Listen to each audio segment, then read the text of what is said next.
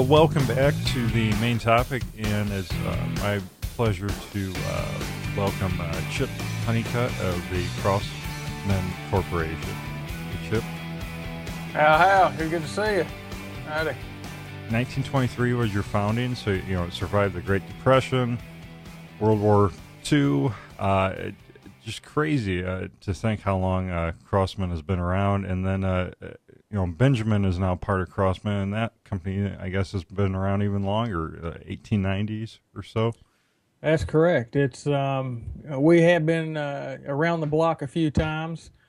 I guess just being an American company, it's hard to shoo us away. We tend to stick around with some great products. Well, we'll kind of take the listeners through the Crosman Corporation timeline, bring them up to modern day, because recently, really within the last 5 years, you've had some really neat innovations we'll hit on. But first, let's get to know you, Chip. Did you grow up shooting? Did you grow up shooting any airgun products or real guns? Absolutely. I grew up with BB guns, pellet guns, shooting in the backyard. My dad really made it a point to teach me gun safety and proper handling, and then how to become a better marksman. But I also grew up in North Carolina, spending my summers at the coast. So my youth was spent a great deal on a boat about 70 miles offshore. So my significant hunting and shooting experience didn't really get going till I was probably about 30 years old or so. And I've just enjoyed it ever since. Boats are just too expensive for me to keep up, so I've really taken a liking to hunting and shooting, and air guns in particular is something I can kind of do in my backyard without bothering anyone too much. Absolutely. I think a lot of people may have grown up with the Pumpmaster 760. It's been around since 1966, so that's much of our main demographic here. Probably, if they didn't own one of their friends probably did. It's an interesting gun, particularly when we go to these consumer shows, where when it's hanging on the wall alongside the rest of our products, it doesn't look like much, but it is probably the second or third top gun that folks tend to flock towards, because it's the older crowd who remember growing up with it, or it's the baby boomers who are talking about that's the gun they're going to use to teach their kid how to shoot. So its popularity is still intact. It's still a top seller. So Crosman was founded in 1923 in Rochester, New York, as a Crosman Arms Company. And, tell me about those early years. Can you tell me from 1923 to 1950, the types of guns Crosman produced? Sure, it was an interesting thing, because the idea for the gun was brought over from overseas by a gentleman named William McLean, and he came to the Crosman Seed Company located in Rochester. They created seeds for local agricultural businesses, and they came to an agreement where Crosman Seed Company would produce these guns, and then one day William McLean was just walking across the street and was struck and with a heart attack and just dropped like a stone and died. And so it came upon the Crosman Seed Company to continue on with that agreement. They had the patents, they had the plans, they knew what they were going to do. So those early guns were all based on pumping. It took a while for them to even create a rifled barrel, which they did just a few years later. It was just a couple years later that they moved from being a seed company to selling off the gun business and becoming the Crosman Arms Company. They got into the rifling in 1927, and it just kind of took off from there. Rifling was a big key for them, because then they could create claims based on accuracy. Well, and then in the 50s, Crosman, they came on with Sears Roebuck, Montgomery Ward, those types of mail order catalogs and stores. I guess that really boosted sales because so like companies like Sears Roebuck would actually sell an air rifle made by Crosman, but would be under the Sears Roebuck name, right?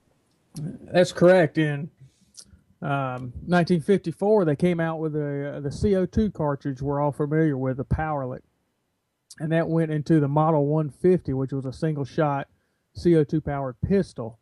What they had been using prior to then was just a standard soda bulb, and the Powerlet was generating more than 50% more charge.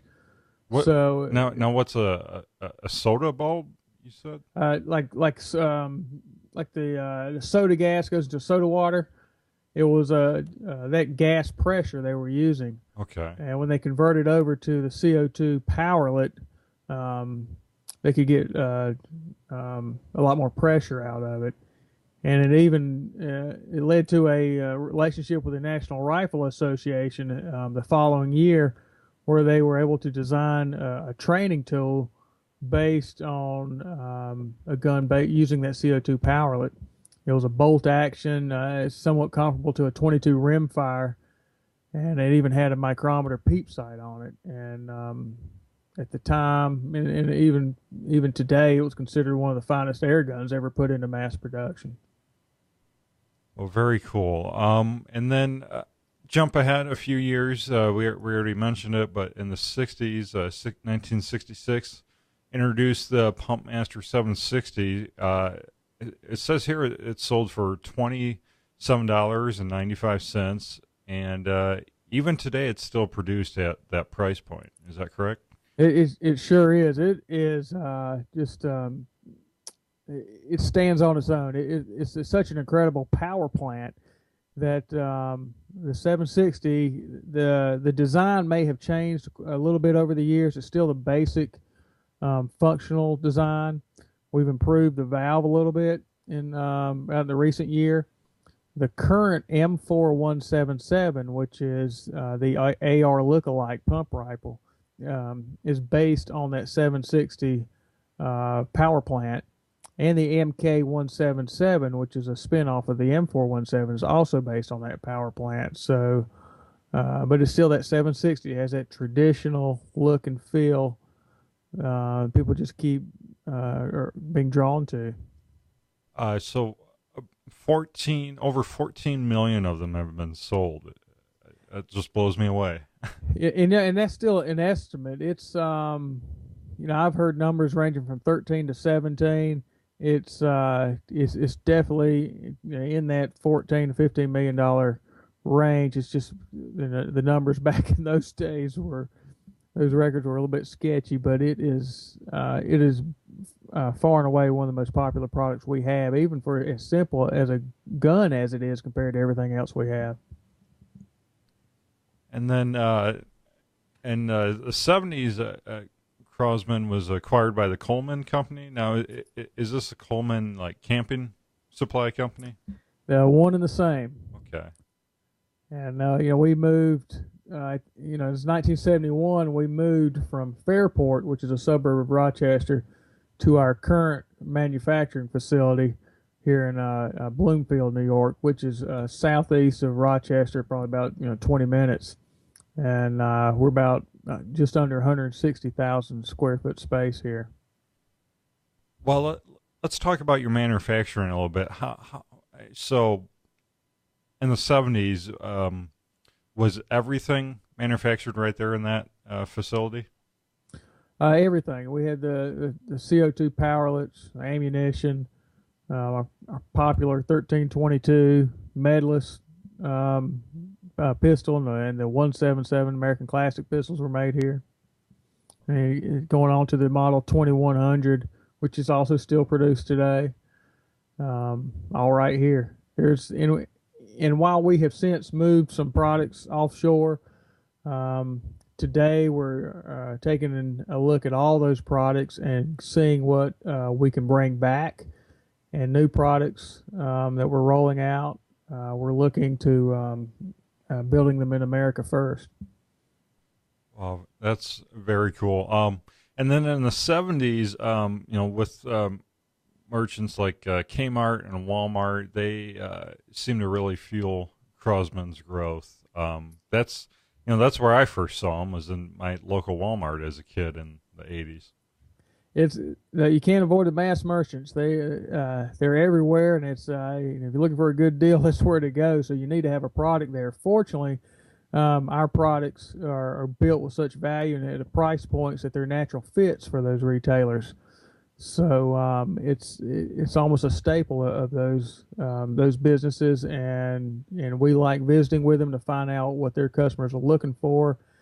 And that's really how we base all our new products. We like to listen to the customers, and we don't really guess. We listen to what they want, and we build it to those specifications, and that's what makes it work. Well, and then in the 90s, Crosman acquired Benjamin Sheridan Corporation. That's where the Benjamin air rifles come from. And also a Visible Impact Target Company. Can you tell me a little bit about that? There's not a whole lot to tell about the Visible Impact Company. But for Benjamin and Sheridan,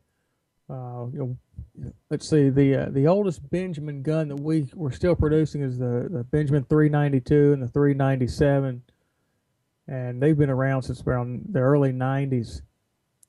Sheridan was popular because all their guns were based on a 20 caliber, and while we don't produce any more 20 caliber guns, we do produce the ammunition. Anytime those folks get a hint that we're even thinking about going away with it, the phones ring off the hook. So we keep the 20 calibers going. And Benjamin today has been positioned as our high end and our premier hunting line. So it has really taken on a life of its own as well. And then in mid 90s, you got into the spring powered airgun market. What models were those? Or let's see, those models, I'd have to look up the specific models on those. Where you're talking about, like the Spring Master, the Constant Air, the Silver Series. These are some of the pump guns. We introduced the model 1077 in 1994, and we still make that today. And in fact, there most of your Boy Scout groups and future farmers of America are using this gun. Now, again, that's a CO2 powered gun. It's not a spring powered gun, but I just mentioned it because it is as popular as a teaching tool as the 760 is. Yeah, I mean, air guns and Airsoft, it's a great trainer tool, great starter application to get people into the shooting sports. Something maybe you can start out before you even go with 22s. It really is. It's ammunition is inexpensive, and today it's important to know that it's even available. The range isn't very great, which is a benefit, particularly in urban areas where you're not worried about shooting through someone's window, and there's no recoil. So that's nice to know when you're teaching a new shooter how to shoot. They're not worried about flinching. They're neat all-around teaching tools, and fortunately the product line evolves with the shooter. So as their skill and interest grows, there are guns to match that. I had a quick question before we get into the 2000 time period. You mentioned rifling earlier on. That's one of the early on things that Crosman kind of revolutionized in the airgun industry. How many of the current air guns have rifling in them? I'd say most of them do. The ones that do not are going to be BB guns. If it's a pellet gun, it's going to have some rifling in it. Okay, so generally pellet guns are going to have rifling. See, I didn't even know that. Okay. Yeah, and airsoft guns do not. They shoot a spherical plastic BB.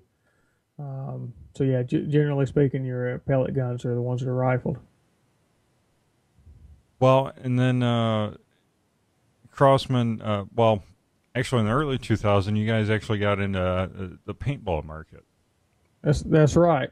Um, we produced a lot of paintballs. We did produce some markers as well.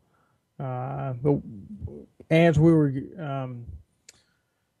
started to see where airsoft was going to be taking over from paintball. And so while we might have gotten in there a little bit late on the paintball game, we got in quite early on airsoft.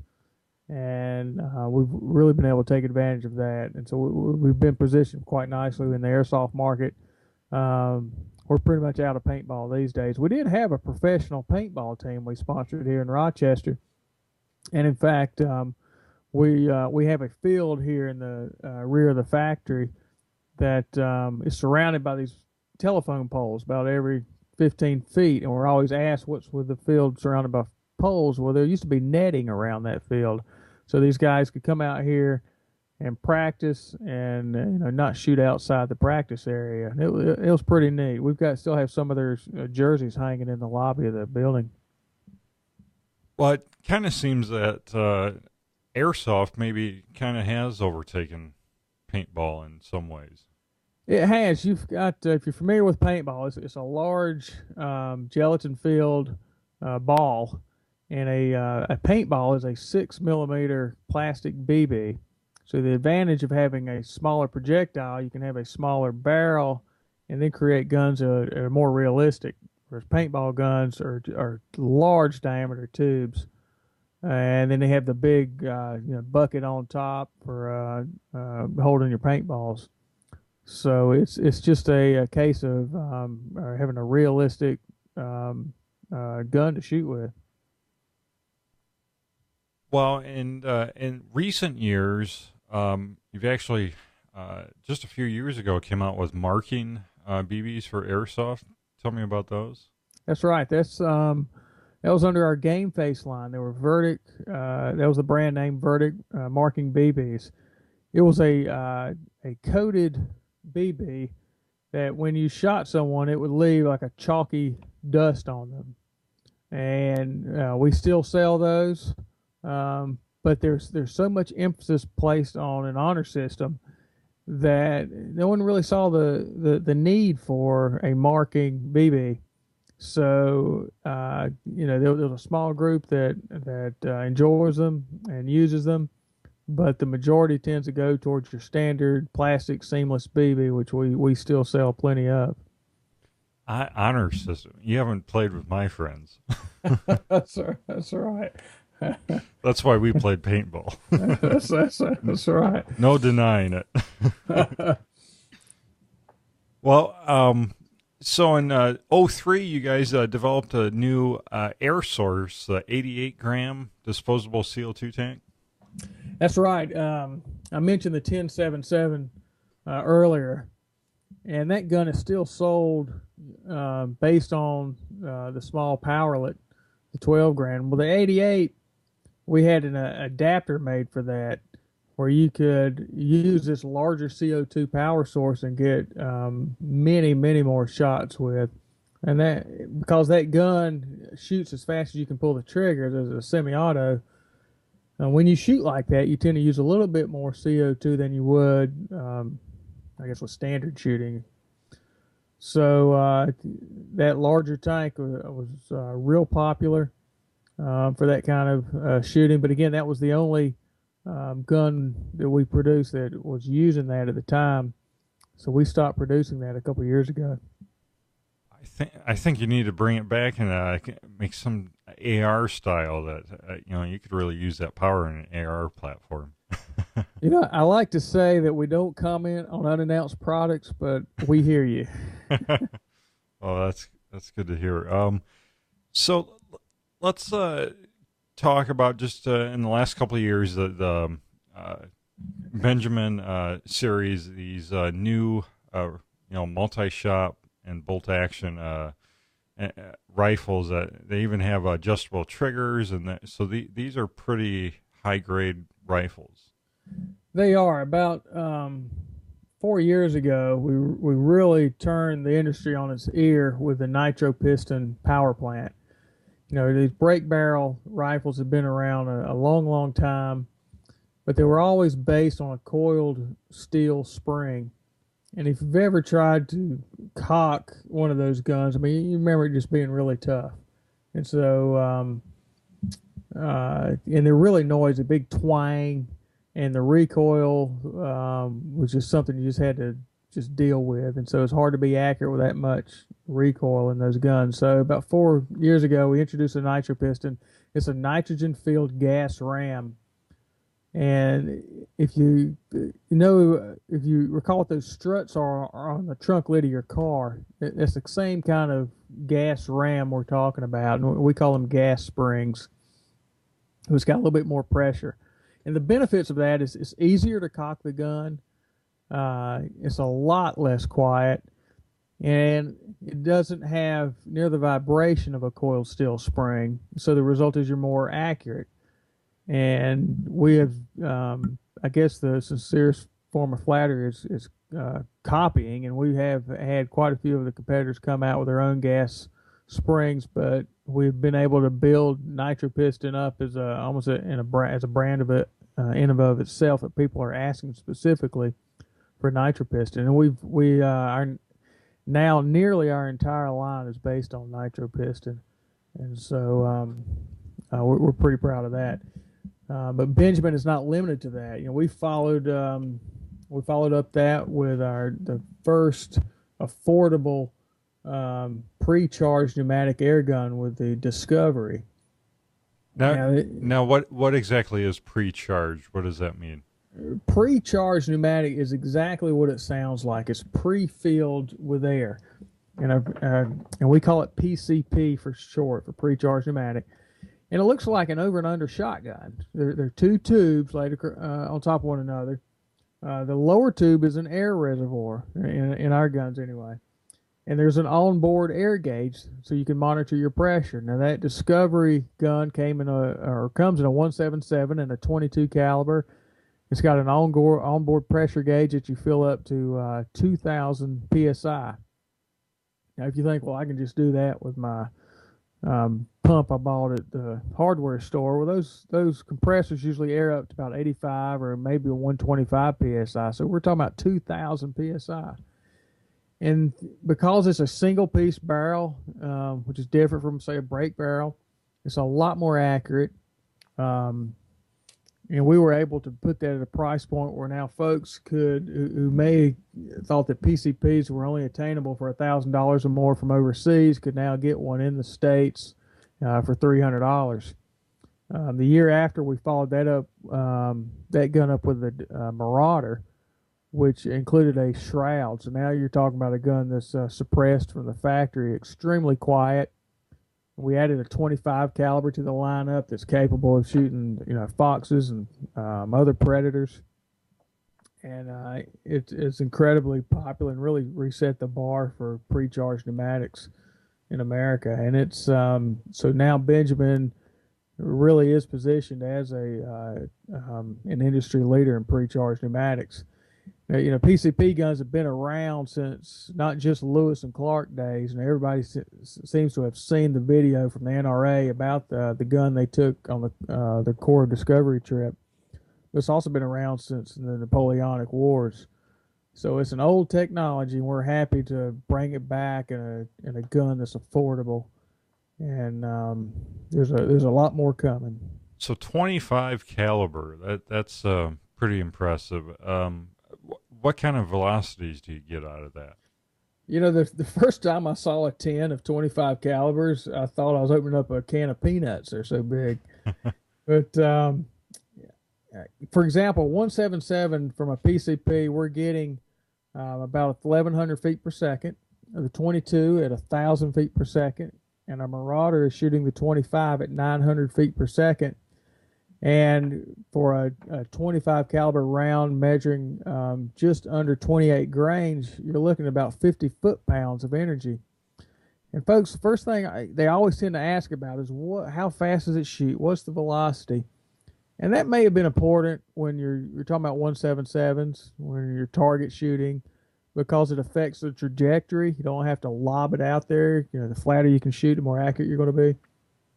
But when you're getting into these hunting rounds, people really want to know what the foot pounds of energy are. What kind of damage is it going to do on the end? So when we quote the velocities, we also add the FPE, the foot pounds, to it.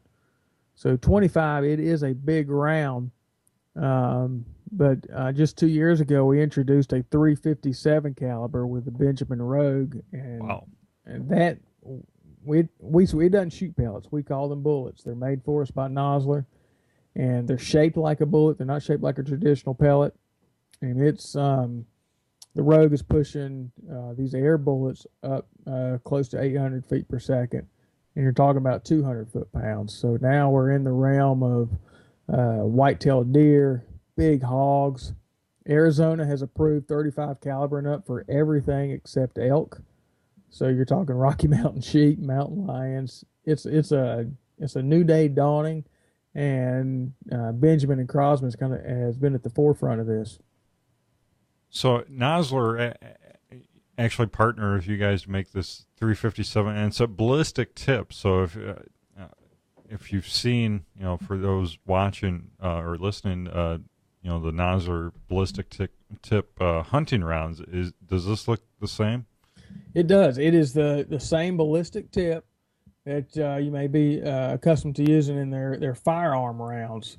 It's not the sharp kind of pointy that you see in their firearm rounds. It's more of a rounded tip, just due to the lower velocities of an air gun. But it's incredibly accurate. Our rogues are capable of taking hogs out to 50 yards and coyotes out to 75 yards. That's what we quote, in our materials. Our real life uses, I know of hogs being shot at 80 yards. I know of prairie dogs being shot out to 175 yards. So it's a gun that's quite capable in the hands of a marksman. And what are some of the reasons that people choose a air rifle over a firearm? Sure. It's some of these guns, particularly our PCP guns, their prices are comparable to some nice firearms. So it's a unique buyer for them. But there is someone who is looking for something that's quiet, that low recoil may be an issue. Ammunition is a huge reason, because it's available and it's incredibly inexpensive compared to firearm rounds. And they're plain fun. They don't shoot a long way. Their range is low, so you're not going to be shooting through someone's window. And again, like I say, they're quiet, so they're not going to be rattling anyone's windows either. It's a gun the guns are quite capable, and we find hunters who are experienced bow hunters like these guns because it requires the same kind of hunting skills. And folks like to talk about the 1,000-yard shot. Well, last time I was around a hunting campfire, nobody was talking about 1,000-yard shots. They were talking about how close they got to that animal and feeling, smelling the breath and hearing the huffing and puffing from the bear. That's what airgun hunting is about. It's the story of the hunt, getting close. And so folks who are looking for another challenge are looking to air guns, particularly now that states are opening up opportunities. And there are opportunities in 49 of the 50 states. And it's an exciting time. Oh, very cool. Yeah, it really brings a unique challenge to, not just target shooting, but hunting, and people taking coyotes and hogs with these. I can't even imagine. It is something else to be sitting there knowing some hogs are coming, and just knowing that your shot is going to be 20 yards or 30 yards. It's pretty wild. 2 years ago, I was fortunate to take the Rogue on a deer hunt, and I killed a deer at 43 yards with this. And at the time I was just getting into bow hunting, and I think that might have been the reason why I got hooked on bow hunting, because I thought, if you can get this close, this is kind of cool. So yeah, it was pretty neat. And 3 weeks ago, I was in Arizona. They just passed their new rules. We were in pursuit of black bear with the Rogue 357, and the goal was we felt we could get one if we got within 30 yards. Unfortunately, their hunting season coincides with their rainy season, so we dealt with a lot of lightning that I think got things stirred up out there. Now, I don't know if I'm brave as you guys, but if I'm going after a bear or a hog at that close of a distance, I think I might have a 10-millimeter Glock on my side or something. I don't think brave was the word, but we'll take it. No, it sounds like a blast. Well, what are the big things for the future, do you think? Is there a big future? It seems like there's a big future in these bigger caliber PCP guns, but seems like Airsoft has just really taken off. Not just for the little kids, but for guys like us who might use it as a training aid for a real firearm. We do quite a bit of business with law enforcement agencies looking for something that's realistic to their service sidearm. We've got some blowback action pistols that are similar to a Beretta 92 or a Glock. And that's pretty neat. We do have some high-end or higher-end airsoft through our Game Face line. Our Crosman line remains a great way to get introduced to it. And we do have a few new things planned. Airguns are still booming, and what I can tell you about our plans is that the technology revolutions have not ended, and we're looking to bring a lot of new, exciting stuff. What's fortunate for your audience is that we'll be announcing all these in January at SHOT Show, so it's not that far away. Well, and that's something I've noticed. You guys are really a big part of the firearms community. At SHOT Show, you always have a big presence, and I look forward to seeing you guys out there. I have to see what you're hinting about. It's about 4 months from now. I've tried to kind of tighten down a little bit on what gets out to folks. So I do come see us at SHOT Show. We are one of the longest running companies at SHOT Show. We've been there for a long time, for many years in a row. And so that's why we're one of the easiest to find booths, and we welcome everyone to stop by and see what's new with Airguns. These we may have been around for a long while, but we're not long in the tooth. So there's a lot of new, cool stuff happening. Well, yeah, and as far as trainers go, I've been playing around with that's Game Face 1911G. There you go. That is new, and it's great. I never thought I'd really love an airsoft gun, but I play with it about once a day. So it's and now that I'm actually transitioning into shooting some 1911s for some competition, it's great being able to use it in a holster to practice draws and just practice sight alignment, and it's fantastic for under $100. I don't think you can beat it.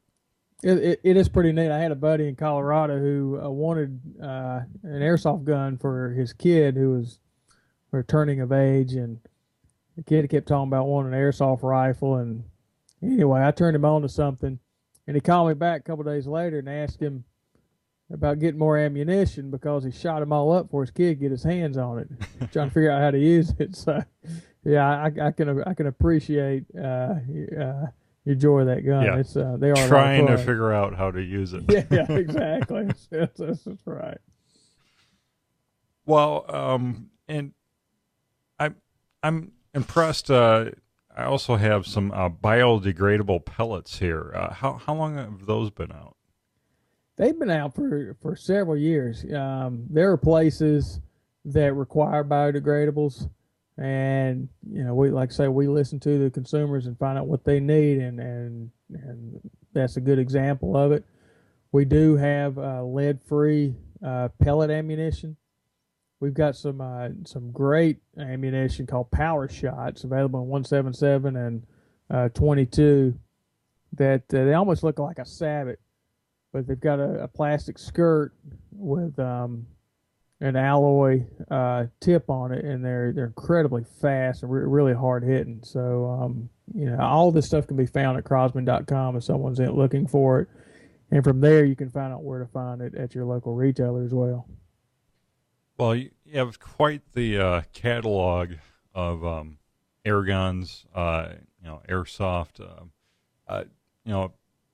Personally, I think everyone needs a break action rifle for their closet at home to take care of those backyard rabbits, but that's just me. I'll tell you what, Outdoor Life, I think it was their August issue, reviewed some or came out with some squirrel guns that they recommended, and our Benjamin Trail NPXL 1100 was their recommended squirrel sweeper gun, and that's a 22 caliber nitro piston powered air gun, and that's actually my gun of choice too. I keep it by the back door when I see some critter trying to get up that bird feeder. I mean, it'll flat put them down.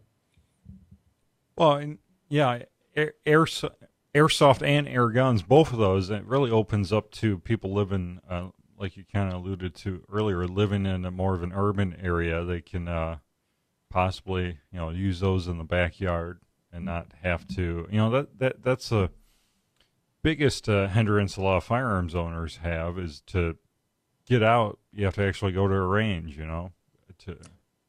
That's exactly right. It's hard to beat an airsoft gun or even a pellet gun for just learning the basic marksmanship skills and gun safety. And then when you do go to one of those ranges, you don't need to be taught a whole lot. You can become the teacher, and it's just comforting knowing. I almost feel more comfortable knowing someone who grew up around air guns because I know they already know which end to point the right way, sort of thing. It's they have some level of experience that is just comforting. Yeah, absolutely. Well, any final thoughts, Chip, on the Crosman Corporation? We've got some great things going on at Crosman.com. We've got a current hunting sale. Next month is October. That means it's Undead Awareness Month. Oh, that's right. You have a whole undead line, don't you? That's exactly right. So the undead, they're coming. So get ready, and just follow us on Twitter at Crosman Corp. That's Crosman CORP, and we're also on Facebook. So a lot of cool things happening. We're doing contests and giveaways and specials, and just come and join and be part of the community. Yeah, if you want to follow the Crosman Facebook page, you guys actually have a pretty cool timeline where you can actually look at the Facebook timeline that dates all the way back to the 20s and see different models of guns that came out throughout the years. And I guess you said there's some old advertisements even that you can look at. We got some old ads on there. We've got oh yeah, right here. Yep. Yeah, we were working with Stan Musial and some of the other baseball players during the 60s and 70s, and we've got some pictures of those ads on there. So it's pretty neat. Yeah, very cool. There's a little league baseball team with an air gun. That's right. Yeah, but we sold an entire skeet kit that had a thrower, skeet, shotgun shells. It was called the Trap Master, and there are folks still asking about that. Well, very cool, Chip. I really appreciate you spending some time with the Gun Guy Radio audience, and I'll. Are you personally going to be at SHOT Show? I'll be there. I'll be right there for media day at the range, and then I'll be in the booth all week. Well, that's right. That's something we didn't talk about is your AR upper receiver. That's right. It's an AR upper. It's called the MAR 177. That's MAR 177. It's based on that Precharged Pneumatic platform, and it drops into your standard AR lower. It's just a 177 caliber. It's actually designed for 10-meter shooting, so you're looking at getting about 120 shots from a fill, and that gun fills up to 3,000 psi, same as our Marauder does, and it's got a Lothar barrel on it. It's extremely accurate. It's a lot of fun. Oh, very cool. I plan on testing one of those out here sometime soon, so I'll stay tuned for more on that. But yeah, we'll stop by at Media Day at the range. I actually got to shoot that last year at Media Day, and thought it was pretty cool. And also I think he had some of the Benjamin Marauders there as well. Had a Marauder there, and we'll have some brand new stuff this year. Okay. Oh, stop teasing me. Okay. All right, Chip. Well, thank you so much, and we'll see you soon. Absolutely. I appreciate it. Have a great week. All right. You too.